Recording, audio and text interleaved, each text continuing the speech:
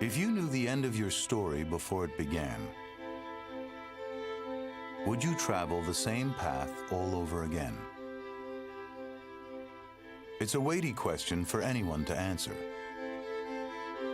But for a fighter, particularly poignant to ponder.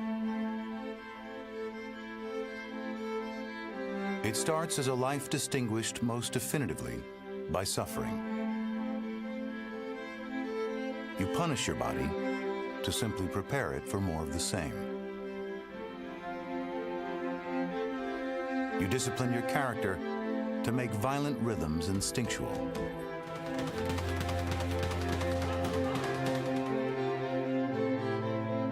And know all along the dark truth is that nothing in the world can feel so natural as this. Miguel,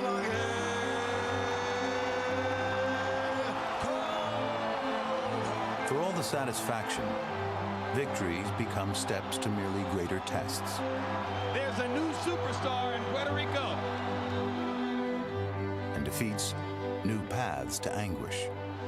The punishment has accumulated to the point where Cotto has nothing left. Meaning if you're a true fighter, the ring becomes less about wins and losses and more a temple of resilience. It's over, and revenge is sweet. A place to prove there's no man you'd ever fear.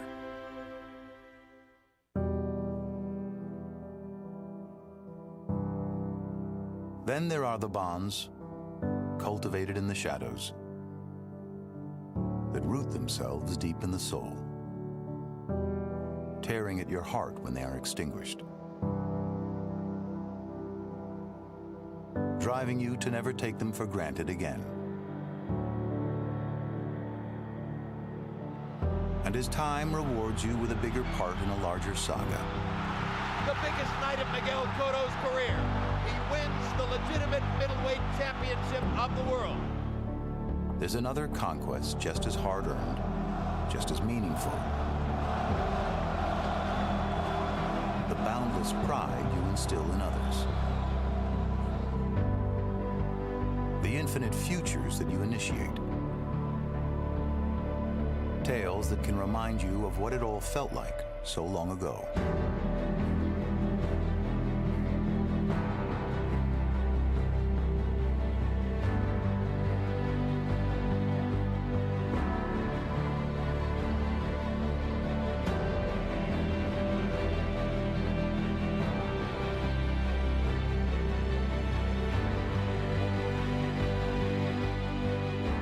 But now, as the final bell rings and you return to that weighty premise, if you knew how your story would go, would you travel the same path all over again?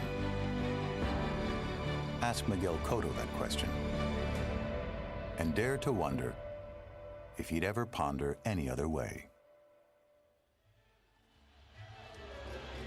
And now we bring you back live inside Madison Square Garden at ringside one last time. Roy Jones, when he left the Sydney Olympics and began his professional career, the assignment was clear. The assignment was to pick up the banner of Puerto Rican boxing and carry it into the future and follow in the glorious footsteps of all the great fighters who had preceded him in that identity, most especially his predecessor, Felix Trinidad. It wasn't an easy assignment. How'd he do? He did a great job, Jim. He got an A++ for excellence. He became the only Puerto Rican to win a title in 4 different weight classes. He took the mark and took it up another level. That's what you're supposed to do as a predecessor to anybody, anywhere, any country, anytime. He definitely fulfilled his duty. Now, not to say at the end of his career, I got to give him credit for this. He didn't go out fighting a guy that he thought he could beat. He didn't go out fighting a guy who everybody thought he would walk over. He went out against a guy who was capable of beating anybody on any given night, another fellow Olympian in Saddam Ali. That says who Miguel Cotto really was as a fighter. Well said. And Max Kellerman, what's the bottom line?